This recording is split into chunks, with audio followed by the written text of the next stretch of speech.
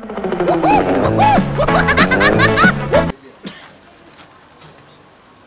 beaucoup. Place ma commande, madame. Il y a pas là, c'est pas ici ou la nakatika. Merci.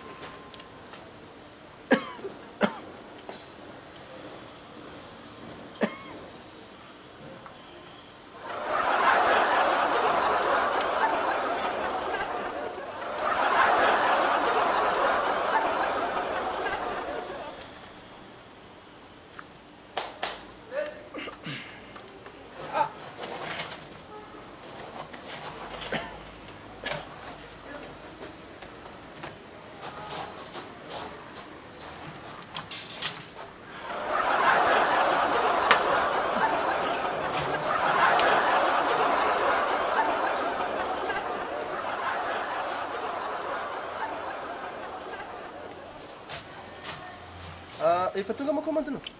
Efa tonga efa tia commande. Merci.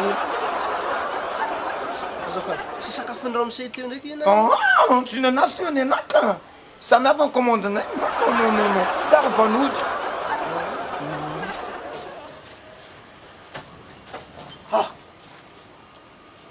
Adila, tsy commande-naka ndraiky. Ka ianao nge verika efa voky te lasy.